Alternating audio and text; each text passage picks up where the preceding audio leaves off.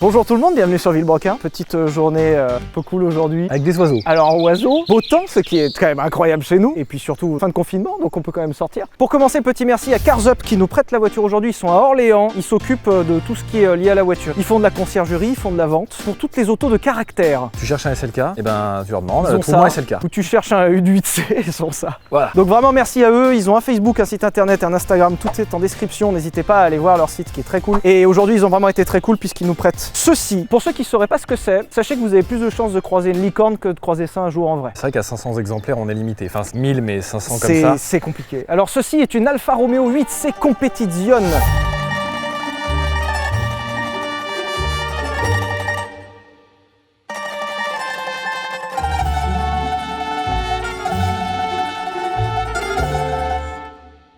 Qui a été produite en coupé ici que nous avons à 500 exemplaires dans le monde et pas un de plus. Et il y a eu une série de Spider à 500 exemplaires aussi. Au total 1000, même si en coupé comme ça, il y en a quand même 500 dans le monde. C'est-à-dire que là actuellement dans le monde, il y a seulement 499 personnes qui peuvent faire pareil que nous. Juste un truc, il pleut pas, Oui. il y a quand même un enculé Il y a un qui s'est tracteur, décidé à faire sa pelouse maintenant. Et puis on est au milieu de nulle part. Hein. Ah oui, C'est-à-dire non, là qu'il y a- c'était pas possible qu'il y ait un enculé qui taille ses arbres maintenant. Hein. Puis c'est vrai que le confinement c'était seulement 2 mois et demi.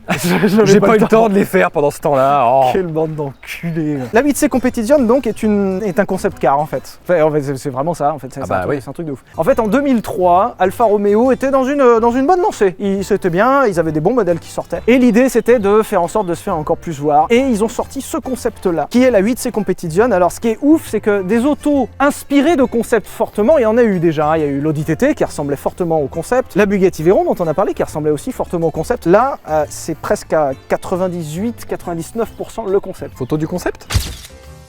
C'est réellement les mêmes caisses quoi. Et la 8C Competizione est genre un prototype roulant achetable sur route. Enfin achetable. Elle Enfin, était achetable à sa sortie. C'est toujours Enfin, achetable. Tant que tu parles de ça justement, la 8C a été proposée à la vente en 2007 à 500 exemplaires. L'idée c'est qu'il y avait 500 exemplaires, il y a eu plus de 1200 acheteurs. Donc ça a été fait au sort. Et elle est donc rentrée dans le club très fermé des autos qui sont devenues plus chères en occasion qu'en neuf. Ça arrive de temps en temps, ça reste rare mais ça arrive. Des autos qui en fait d'occasion sont tellement limitées et tellement voulues que dès qu'elles sortent en occasion, eh ben, elles sont plus chères. Donc ça c'était quand même proposé à plus de 160 000 € hors option. Donc on avait des fiches finales à 180, 190, 200 quoi. Ça se retrouve actuellement sur le marché de l'occasion. Aujourd'hui, c'est très difficile d'en trouver une à moins de 250. Et ça, c'est pour le coupé, puisque le Spider est encore plus cher. Le Spider était vendu autour de 200 000 € et se retrouve maintenant à 280, 300 000 €. Voilà. Donc là, vous avez le prix d'une baraque. Une baraque qui bouge, ce qui n'est pas donné à tout le monde. Une baraque qui fait un joli bruit. Voilà, donc la 8C Competizione, Alfa Romeo a tenté ça. Alors, Qu'est-ce que c'est finalement par rapport à la 4C? Parce que Alors. la 4C qui est vachement plus connue, c'est Bah. quoi? C'est le double d'une 4C? un peu, Bah oui. que la 4C finalement a 4 cylindres et que la 8C a 8 cylindres. Elle fait 250 chevaux et que celle-ci finalement en fait presque le double. Ouais, bon, après le poids est en double aussi entre les Oui, 4C et bon, bah oui, 8C. forcément. La teinte rouge est incroyable. Au soleil comme ça, elle est très très belle. Alors surtout, bah, ce qui fait le sel de la 8C, c'est quand même la ligne qui déjà, comme je vous l'ai dit, sort tout droit d'un concept car, donc franchement une ligne qui est pas commune. En fait, j'en avais jamais vu en vrai, c'est tellement rare, t'en vois jamais en vrai. Puis surtout maintenant c'est devenu un peu ancien, donc sur les salons t'en croises plus tellement. Pour ceux qui se posent la question de ce qu'il y a là-dessous, en fait c'est une mécanique assez connue finalement. Tu notes le capot en fibre de carbone totale. Voilà, la carbonade. Hein. J'essaye d'oublier que ce capot vaut plus cher que ma Passat W8 actuellement. C'est vrai. Genre vraiment, tu casses ce capot là, je sais même pas combien ils te prennent Alfa Romeo, parce qu'il faut le refaire sur mesure. On retrouve en fait sous le capot un moteur relativement connu dans le sens où c'est le 4,7 litres qu'on retrouve principalement chez Maserati, sous le capot des Quattroporte et des Gran Turismo, qui fait ici 450 chevaux, c'est la déclinaison la plus puissante du 4,7 litres. Alors ce 4,7 litres est un dérivé d'un moteur Ferrari, c'est-à-dire que ce moteur, même si c'est marqué Alfa Romeo dessus, est un moteur Ferrari, qui ensuite a été donné à Maserati et Alfa Romeo a profité de la plateforme Maserati pour en décliner la 8C. Alors justement, on en vient au point. La 8C, en réalité, c'est quoi? Eh bien, c'est une Maserati Gran Turismo. Alors, c'est le moment où on fait le petit débat de merde Ouais. pour faire en sorte que les gens se tapent dessus en commentaire et Ok. que ça augmente le référencement. Vas-y. La 8C, il y a deux écoles. Il y a les gens qui considèrent que c'est un concept car roulant incroyable avec un V8 de folie et qui est probablement l'une des plus belles Alfa Romeo et peut-être l'une des plus belles autos du monde parce que Top Gaiuke l'avait quand même considéré comme une œuvre d'art. Voilà. Et tu as une autre école qui considère que c'est un coup de pub opportuniste sur une base de Gran Turismo. En raccourci. vrai, quand tu la regardes Donc, là, quand tu la regardes comme ça, c'est une Gran Turismo. Ouais. Quand tu regardes ça là, Il y a quelques lignes. c'est la même chose. On peut considérer que c'est un coup de pub pas cher. Dites-nous en commentaire ce que vous en pensez, on se régalera avec le référencement. Je me garderai bien de vous dire de quelle école je suis. Je vous laisserai deviner quel est mon sentiment dessus. Après, base de Maserati Gran Turismo, il y a pire. Ah, il y a pire. Il y a pire en termes de base, sachant que ce V8 est quand même hallucinant et on l'entendra tout à l'heure. Je dis bien entendra. À mon sens, c'est le plus beau bruit de V8 de la production en fait. Ce bruit est dingue. 450 chevaux, presque 600 Nm de couple, donc des chiffres qui étaient déjà très bons à la base et qui sont encore bons aujourd'hui. Ça reste une voiture très rapide. De ce que j'ai pu lire sans pour autant non plus être un dragster dans le sens où c'est une auto relativement lourde. Alors, c'est le côté un petit peu bizarre. Énormément d'éléments sont en carbone pour gagner du poids. Il y a une structure en carbone dessus, mais la base du châssis est quand même en acier. Ce qui fait que la voiture se retrouve à vide à 1600 kg, ce qui est pas léger. Hein. Et une fois lancé avec le plein, on n'est pas loin des 1700-1750 kg, ce qui fait une petite brique. Hein. Après, on peut pas tout avoir. Pour ceux qui seraient preneurs d'exclusivité, pour ceux qui se diraient 500 exemplaires, c'est répandu quand même, hein, 500 exemplaires, t'as la même que tout le monde. Il existe une version carrossée par Touring qui s'appelle la Disco Volante, qui a été essayée d'ailleurs dans un essai de Top Gear UK qui est incroyable. Clarkson, là, il a, à mon sens, l'un des plus beaux. Disco Volante produite à 11 exemplaires. Tu prends une voiture déjà pas très répandue, genre la Gran Turismo, c'est pas non plus incroyablement répandu. T'en fais une voiture rare à 500 exemplaires et t'en refais une voiture encore plus rare. Voilà, c'est cadeau. Normalement, la bulle s'ouvre. J'adore galérer comme ça. Laissez-le galérer. Arrête, merde, y a pas de bouton. Il n'y a pas de bouton, j'ai cherché tout à l'heure aussi. Il n'y a pas de bouton. Ok. Alors, ouais, en même temps, bon. Il n'y a pas de bouton, mais de toute façon, il n'y a pas de coffre. Si, regarde. Alors, ouais. Alors, la 8C. Voilà. Hop. Alors, c'est un peu profond, donc quand même. Tu peux mettre un ordinateur, quoi. Tu peux mettre, voilà, un PC portable, dans le sens où, voilà. Justement, comme il n'y a pas de coffre, Alfa Romeo proposait un lot de bagagerie spécifique en option hors de prix. Et du coup, j'adore parce qu'ils t'ont fait une valise de la taille exacte de ce trou de merde. Parce que c'est ce qu'il faut dire. Hein. Ah bah c'est de la merde. Hein. Bon, après, est-ce qu'on est là pour regarder le volume de coffre d'une 8C? Je ne sais pas. Peut-être qu'ils auraient pu mettre un truc là, non? En vrai, il y a quoi là-dessous? Et bien justement, c'est une excellente question à laquelle je n'ai pas la réponse. Il y a rien, ça sonne creux. Je ne sais pas. Alors je sais que sur le cabriolet, il y a tout le système de capote. Alors soit ils avaient prévu le système de capote et ils se sont dit de toute façon, les gens qui achètent une 8C, c'est pour la collection, ils vont pas s'en servir. Alors voilà, et ben j'ai rangé mon coffre, c'est bon. On peut partir en vacances. C'est super. Ah, allez, voilà, t'as pris un slip, une brosse à dents. Exactement, donc il n'y a pas de coffre. Il y a un tout petit peu de place derrière et justement il y a de l'autre bagagerie. Alors justement, on a un autre set de bagagerie qu'on va... Déjà, tu vas me fermer cette merde. Ne casse pas le capot, hein, c'est en carbone pur. Alors votre coffre résidera en ceci. Ils sont ouf. C'est pas très bien fini pour le prix que c'est. Bon oui, ça valait presque 10 000 balles, mais quand même, c'est... On a un deuxième derrière. Hein, alors voilà, il y en a deux, et en fait l'idée c'est que vous pouvez les poser à l'arrière des sièges arrière. Votre coffre se résumera à ces deux sacs. Anecdote intéressante, les sièges ne font qu'avancer mais n'ont pas de réglage en hauteur, ni même rien, en fait ils ont boulonné au sol. Pour gagner du poids, il paraît que c'est une voiture pour les grands, il paraît que quand t'es petit t'es pas bien installé, tu verras tout à l'heure. Voilà, mais moi si je suis pas au niveau du volant, et ben ça sera dans mon cul. Tu mets les sacs là, tu les sangles, parce qu'il y a deux petites sangles exprès. Alors là par contre on voit rien, si tu te fous devant enculé de tes grands Mais oui, mais je fais comment moi, gros con moi. Tu as des sangles en cuir et il suffit, comme une ceinture, tu l'enlèves et tu sangles ta valise pour pas qu'elle t'arrive dans la tête. C'est pratique, c'est bien pour partir Ce que personne ne fera jamais. C'est à chier. Tu vas aller jeter sur la banquette arrière et c'est tout ce que tu vas faire. Par contre, j'avoue que tu as raison parce que là il y a du carbone, tout est en carbone dans cette bagnole. Là il y a du carbone ici. Effectivement, ça s'arrête là-bas et genre là. Ah non mais il y a ouais. Il doit y avoir le réservoir qui doit être là. Et il y a quand même une couille. Et une couille quelque part, il manque. Regardez-moi juste cet arrière par contre. Non, l'arrière est fou. Non, l'arrière est vraiment beau. Parce que là pour le coup, avoir 4 pots ça sert à quelque chose. Là, et là ça sonne, nom de Dieu que ça sonne. Là c'est 4 pots. Petit point en passage. Premièrement, c'est une vraie prise d'air, donc c'est une vraie grille, donc ça c'est cool. Ça prend vraiment l'air. Ça prend vraiment l'air parce qu'il y a plein d'autos qui ont des fausses prises d'air. Deuxièmement, je ne sais pas si tu as reconnu ceci. Bah c'est celui du Fiat Multipla. Oui, c'est juste un répétiteur de clignotant Fiat qu'on retrouve sur le Multipla. C'est-à-dire que Pierre, vu que le nôtre est pété, on pourra voler un répétiteur de clignotant sur une 8C pour le mettre sur notre Multipla. On va voler ça tout de suite. C'est vraiment celui du Multipla. Il y a aussi les jantes. Tant qu'à faire, le propriétaire nous a signalé que ces jantes étaient l'édition salon. C'est les jantes avec lesquelles la voiture était exposée dans les salons. Jantes qui sont chromées, jantes qui étaient en option à plus de 10 000 balles. En vrai, elles sont très jolies. Hein. Est-ce que t'es prêt, Pierre? Je fais le chef d'orchestre. 3, 4. Ça régale, hein? En vrai, j'adore. Il n'y a pas besoin de trop, il n'y a pas besoin de... Il n'y a pas besoin de trop, seulement un V8. Là, je parle juste de sonorité, de moteur. C'est incroyable, hein. Et après, bon, ok, s'acheter une 8C sera pas à la portée de tout le monde déjà parce qu'il faut en trouver une. Mais le truc, c'est que vous pouvez retrouver ce moteur dans une quattroporte, dans une Gran Turismo, hein. Venez sur notre Instagram, parce que ça, vous l'auriez entendu avant. Est-ce que tu viendras avec moi à l'intérieur? Bien sûr.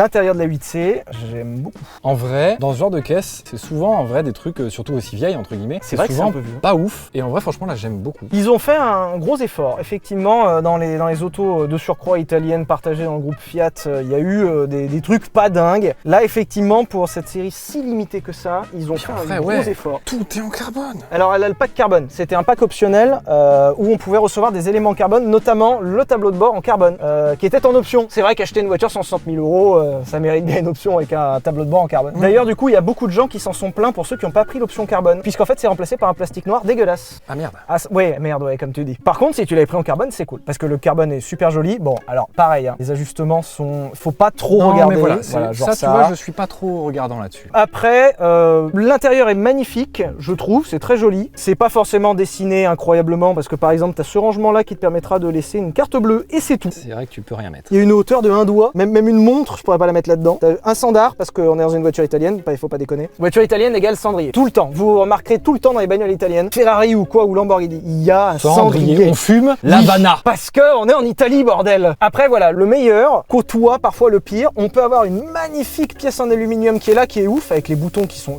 géniaux. Et avoir au plafond un élément Fiat C'est de la merde. dégueulasse. L'élément Fiat est abject, ça c'est abject. Attends, je vais enlever un peu de lumière avec les pare-soleil. Attention. Waouh. Est-ce qu'on peut mettre une main à côté vraiment? Voilà, ouais, ça fait la hauteur de mes doigts quoi. À côté de trucs ouf, genre par exemple le rétroviseur intérieur qui est piqué de chez Fiat aussi, qui est dégueu avec sa petite languette, l'autoradio qui est pas dingue, le cendrier qui est directement repris de chez Fiat. Tout n'est pas parfait, les commodos sont dégueux, les commodos. Mais dans l'ensemble, c'est quand même joli. Mais encore une fois, vraiment, par contre, sans le pack carbone, j'ose imaginer. Parce que là, vraiment, le carbone partout, ça fait quand même un truc. Carbone, t'as vu la porte? Ouais. La porte, Tout ça là, c'est du carbone.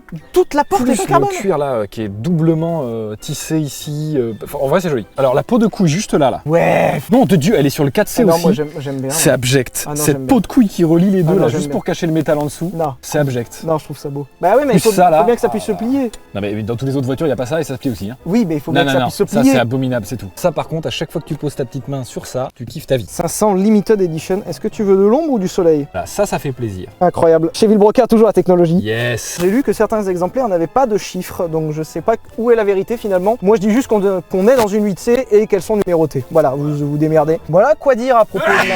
Ah, tu me dis... J'ai craché dans la 8C, ça vous dérange pas? Les gens vont encore nous dire que vous respectez rien. Chez Villebroca, vous êtes des connards, toujours à se plaindre. On essaye d'être objectif. Bon, avec beaucoup de mauvaise foi, mais j'essaye d'être objectif. Moi, ce que j'aime bien aussi, il y a les palettes en carbone directement, le volant, pas de commande. Plein de gens vont dire, il n'y a pas de commande au volant, on peut pas contrôler sa radio, c'est chiant. Dans le fond, oui, mais on est là pour conduire. Là, ta Mais radio, là- elle se situe à l'avant et à l'arrière. Ta radio, t'as pas besoin de ça. Là, franchement, à quoi mettre une radio? Non, t'en Pourquoi? as pas besoin. Tout à Ça, l'heure. c'est joli, même passager. Ça, par contre, ça me rendrait fou. Ah bah ça oui, ils vont le niquer, tout le Parce monde va le que niquer. t'es obligé de le rayer et ça m'emmerde. Moi, j'aurais mis 2 tapis déjà. Il y aurait un tapis partout. Moi, tout serait tapissé. Bon, est-ce qu'on n'irait pas Si, il faut qu'on aille rouler. rouler? Parce qu'à un moment donné...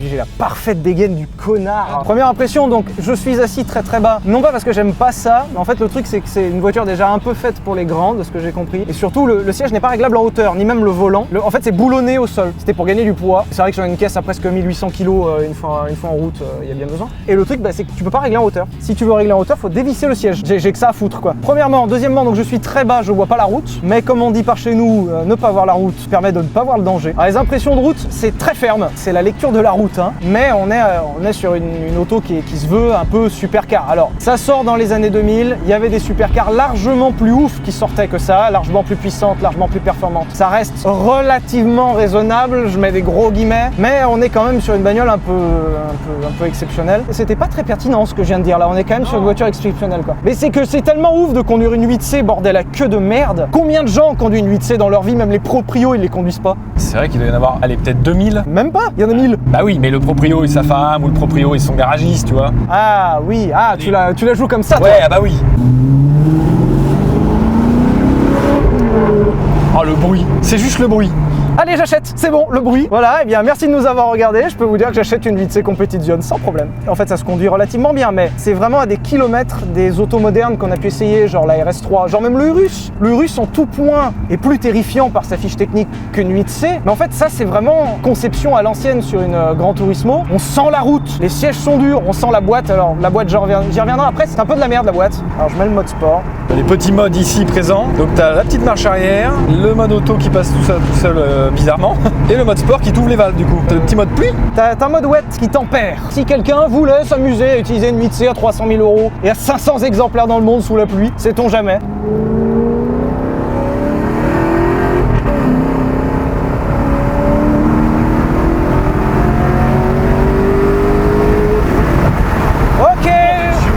Ça. Que dire, c'est ultra raide, ça reste envisageable en daily parce que l'idée avec la 8C c'était quand même de proposer une auto relativement polyvalente. Ça s'éloigne pas trop non plus de la Gran Turismo qui reste, comme son nom l'indique, une GT, c'est-à-dire assez polyvalente. Elle en emprunte la base, elle en emprunte le moteur, elle en emprunte la structure, elle en emprunte la boîte de vitesse. Et en fait, la plus grosse modif est en fait que la voiture était raccourcie. En fait, c'est une Gran Turismo mais raccourcie vraiment, ce qui, de ce que j'ai compris, donne un comportement bien plus sportif et un peu plus imprévisible, un peu comme un kart quoi. Un kart c'est tout court, un kart ça glisse. Après, ça reste quand même pas radical. C'est pas une auto faite pour faire de la course, même si on a du carbone céramique à l'avant. Après...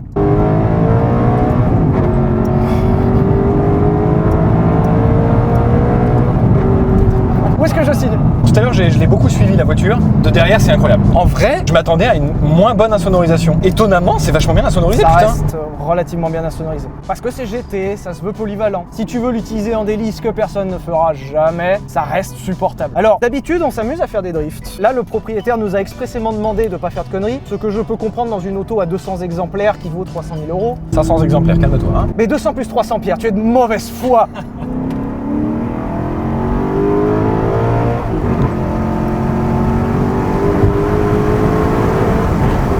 Passage de rapport, c'est génial. Alors, cette voiture reste quand même d'une époque où c'était très difficile de faire des boîtes automatiques efficaces et confortables en fait à rouler. Donc on se retrouve parfaitement dans la mode des années 2000 qui est une boîte ici à simple embrayage, c'est une boîte pilotée, exactement comme la 1007 qu'on a essayé. C'est vraiment ça. En fait, c'est une boîte mécanique pilotée. Donc c'est une boîte à simple embrayage pilotée comme dans la 1007. En plus gros, mais c'est pareil. Autant dès que t'es dans les tours, ça claque les rapports ultra vite et c'est trop bien. Autant en usage normal comme ça, c'est là vous vous en rendez peut-être pas compte, c'est infernal. En fait, c'est comme les boîtes BMP. Ouais, ça fait des...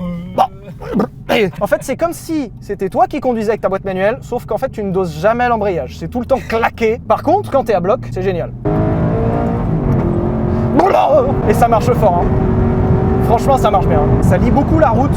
Et la voiture est aveugle et avec ses pneus, ses petits doigts là, elle fait... C'est par là. Ça t'embarque à droite, à gauche, partout. Vite te faire embarquer. L'avantage, c'est que ça freine bien. Ça freine super bien. En carbone céramique, ça freine vraiment bien. Les performances sont très très bonnes. C'est sûr qu'avec 450 chevaux, 1000 mètres départ arrêté en 22 secondes, ce qui est violent. Ouais, c'est bien. Non, c'est bien. Mais c'est pas non plus fulgurant comme des trucs qu'on connaît aujourd'hui. Sincèrement, par exemple, l'Urus marchait plus fort. Ce qui est... en même temps, il y avait 200 chevaux de plus. Mais beaucoup plus de kilos quand même. Hein. Beaucoup plus de kilos, mais aussi 2 énormes turbos. Hein. Ça me donne des frissons. C'est impossible d'être raisonnable. C'est si plaisant. C'est impossible d'être raisonnable avec cette voiture. Je suis désolé, hein. Tu ne peux pas être raisonnable. Tu sais l'expérience avec le pigeon qui appuie sur le bouton pour avoir sa graine? Ah ouais. En fait, le bouton est sous mon pied droit là actuellement et t'appuies tout le temps pour avoir ta dose quoi. C'est incroyable. C'est pour ça, une voiture de sport, c'est pas forcément une tenue de route folle, c'est pas forcément des trucs fous. C'est ce qu'on vous disait un peu dans l'essai de la RS3. La puissance ne fait pas forcément quelque chose de sportif et la puissance ne fait pas forcément quelque chose d'incroyablement plaisant. La RS3, c'est un super délit, c'est très bien, le boulot, c'est super. Le jour où vraiment t'es tout seul sur la route et que t'as envie de faire le con, t'auras jamais cette sensation là qui est là. Alors oui, t'iras jamais au boulot en 8C, mais ce bruit... Ça se réveille à 3000 tours minute. Alors par contre, moi il y a un seul truc avec lequel j'ai du mal. C'est que cette voiture vaut 300 000 balles et quand bien même, c'est même pas une question d'argent, c'est juste si on la casse. Genre par exemple, une jante c'est introuvable, un capot là-dessus. Imagine on tape, on pète le capot. Il n'y a pas de capot en fait. C'est même pas une question d'argent. Les mecs ils vont te dire, monsieur, la pièce n'existe pas. Bon, moi je dis ça parce que j'ai pas le budget actuellement d'acheter ce genre de truc. Mais même j'aurais le budget, je serais quand même un peu terrifié. Alors les rétros sont très grands. Bon, on s'en branle hein, carrément, mais je le dis quand même. C'est assez surprenant et agréable d'avoir une auto avec si peu de visibilité et en fait de grands rétroviseurs. Je veux taper dedans, Pierre Chabrier. J'ai qu'une envie, c'est taper.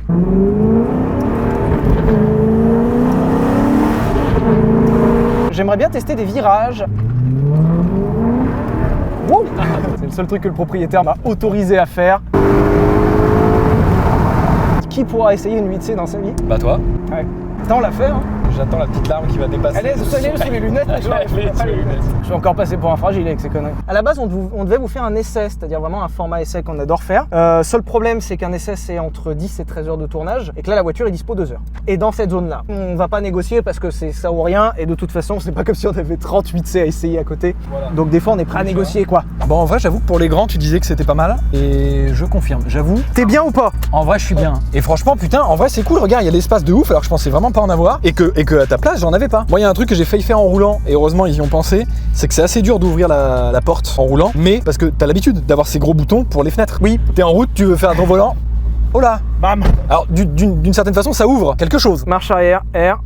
Yes. Et là, Et t'as un bip bip façon Fiat Ducato. Ah ouais. Alors, c'est par où qu'on va par contre? Là-bas ou derrière, là-bas? ouais, à gauche, ouais, à ta gauche. Je vais t'indiquer. Ça, c'est le problème de ces voitures, c'est qu'il y a vraiment. Là, il y a Scénic qui arrive, et autant te dire que Scénic versus 8C, je veux pas le tenter. Quand tu es en mode sport directement. Ah ouais, c'est très. T'as vu, c'est ferme, hein. C'est ferme, la direction est assez dure, ce qui est très cool. C'est très agréable. Parce que tu ressens vraiment bien quand même le volant, même si j'ai pas encore vu si c'était flou en dynamique, mais vraiment au moins tu ressens bien la route. Je pensais que ce serait vachement plus assisté. Je m'attendais un peu à ça aussi, en fait c'est quand même très brut. Et c'est cool. Ah oui. Ah bah oui. Ah ça y est. T'as compris la boîte? Oui. Il est réglable en profondeur uniquement le volant. Putain, pas en hauteur, c'est dommage. Là j'aurais bien baissé un peu. Hein. Putain, il est trop.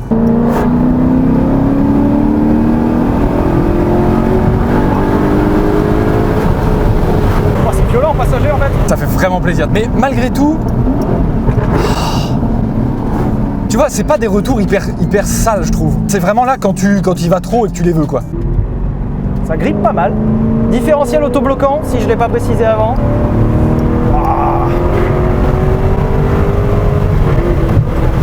Jauge de larmes à l'œil, monsieur Chabrier. Ça fait vraiment plaisir, c'est. Ça pousse pas mal quand même, hein. Il me manque 2-3 petites choses pour que l'alarme arrive, mais ça te prend au trip en fait, t'as vraiment un truc... C'est-à-dire, qu'est-ce qui te manque? Quelques tours je pense. L'Apple CarPlay.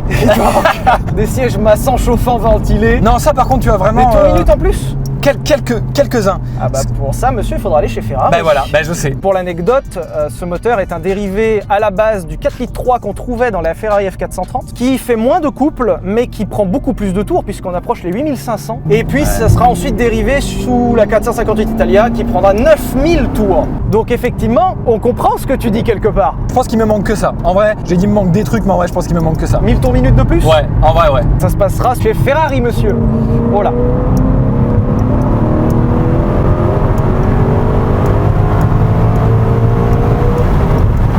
De merde. Je suis désolé pour la qualité de filmage qui est un peu violente dans cette auto.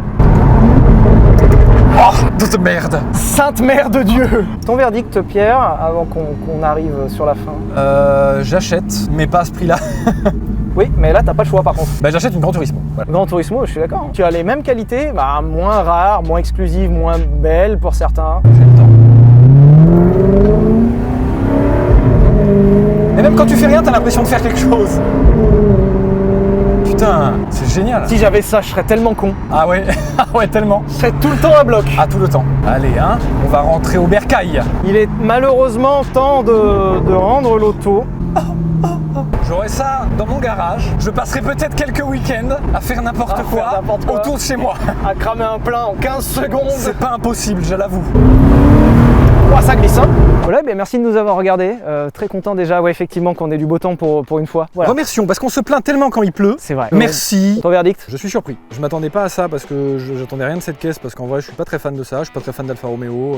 T'es pas fan d'Alfa Romeo? Non, vraiment pas. C'est trop bien, Alfa. Non. Oh là là là là, en commentaire. Oh, t'as vu comment je le place? Et c'est bien joué.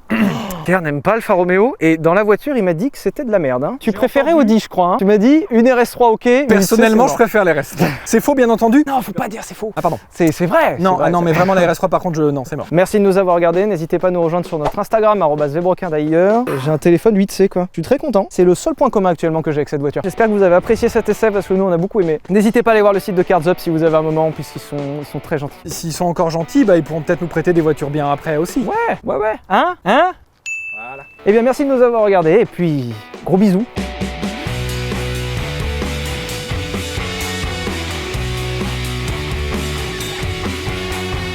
Ah, téléphone. Allô? Oui, excusez-moi, je suis en voiture, oui, excusez-moi. Frère, elle était là, elle s'est coupée d'un coup, elle a fait excusez-moi, je crois que vous êtes en voiture.